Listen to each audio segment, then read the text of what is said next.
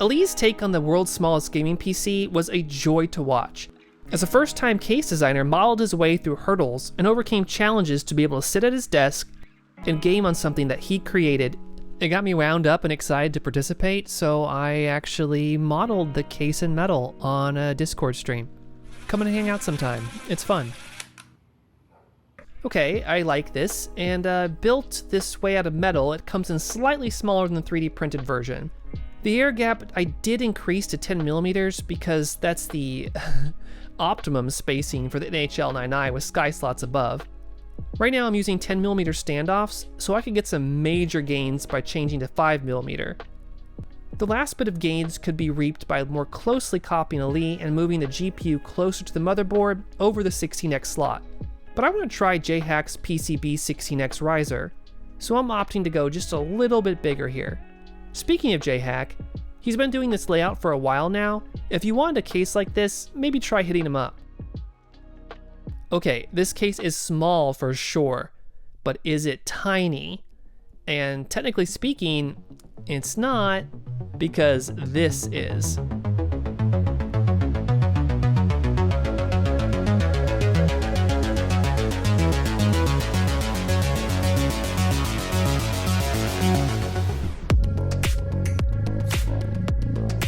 This is the Skyreach 4 Tiny, and we've been doing builds with similar or greater specs for ages in terms of PC time. It's folded from tempered aluminum, and then all the edges are machined and sandblasted for an exquisite and luxurious look and feel. As far as I know, it's the first case to use a swappable I/O and bezel system. It can be transformed by combining other cases, and even if you round up, it's still under 3.4 liters. The RTX 4000 Ada Small Form Factor Edition is a much more powerful graphics card than the 4060 low profile, and I've done a couple builds with it using clever compacting and interesting parts.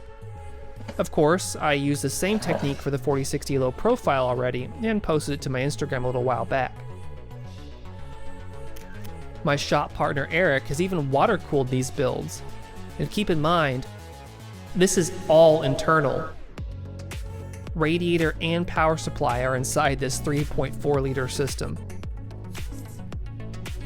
And as proud of these builds as I am, I'm even prouder of the NFC S4T community, who pioneered many of these great layouts and powerful GPU builds. Our Discord is filled with some of the best minds in small form factordom. Shout out to my hundreds of friends there and all the amazing work that you do. Last thing I'll touch on, with enough passion and patience, you can fit exciting ITX motherboards in the S4T.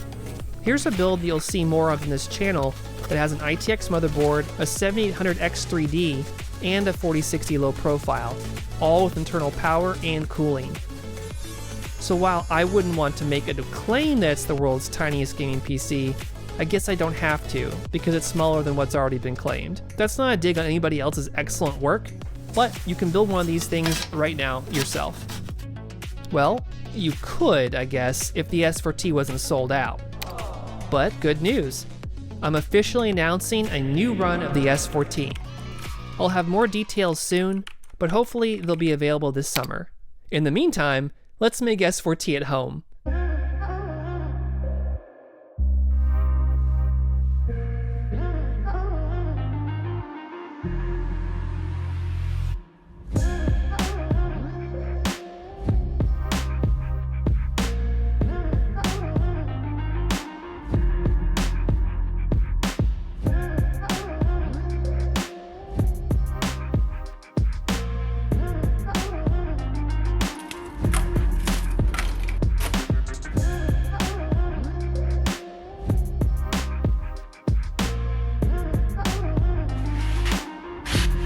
With the settings auto-selected for quality, this entire S4T printed overnight.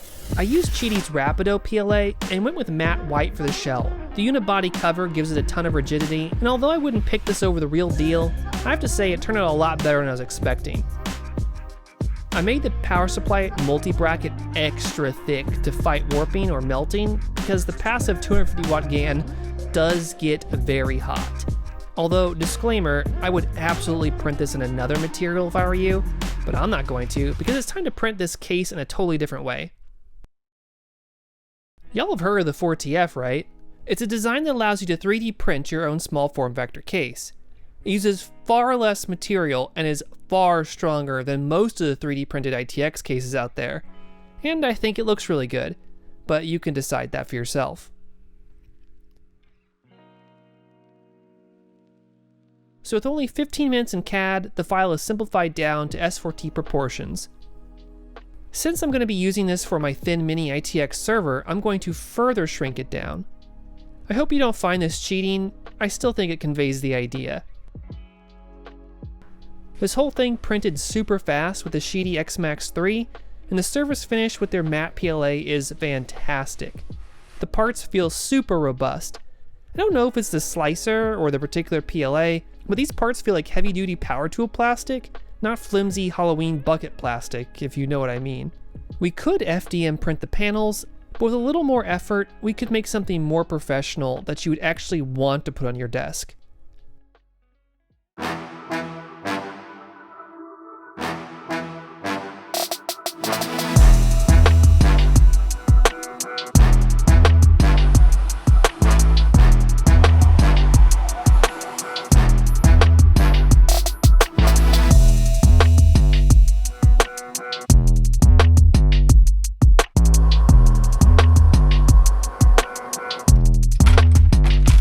Precision.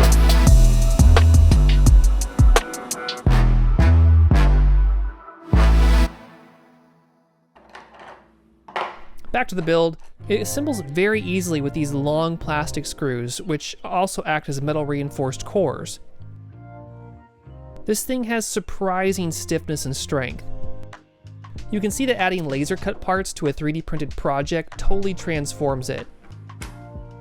And you can make something really quality looking. Of course, it helps to have a nice 3D printer and a good slicer, but I'm a total noob and I don't know how to do anything advanced, and this is my result. So if I can get it, you can too. I just like to design stuff and hit the make button, and these machines help me to do that. Now I have the exact files for all these projects on my Patreon. Please consider a minimum of $2 because Patreon takes the first $1 and then the rest goes to us. We have tons of really high quality open source systems to make your next dream case on there. If you don't have $2, then look on this YouTube channel where there are tons of videos with file attached to them. You can mod those to make anything I made here today just like I did. Thanks to Optimum Tech for his amazing contributions as a small form factor evangelist. His work is inspiring a generation of people to get out there and make something small. I also want to thank Sheety for setting me up with the X-Max 3 printer. I was burnt out on 3D printing, but being able to print fast and big has me really fired up. Since I've gotten it, I've gone through spool after spool printing off random stuff from my house. It really inspires me to go out there and design something when I can just feel it in my hands a few hours later. Also thank you to Atom Stack for making the A24 laser, which I really like and give it my seal of approval. I want to stress how well built this thing is. The panels are thick, the base is thicker, there's no wobble in the head, and the honeycomb base is actually large enough to cover the entire working area. You can find links to these products in the description, but don't worry, they're not affiliate links. I don't make any money from recommending these to you guys, but this is a video about making stuff, and these tools were great for me. I think they will for you as well. Your support is amazing, and so thank you. I'll be giving away my previous 3D printer and diode laser to Discord members. There's so much more stuff that Eric and I are working on right now, so check back in a couple weeks to see some crazy small ITX builds. Until next time, peace.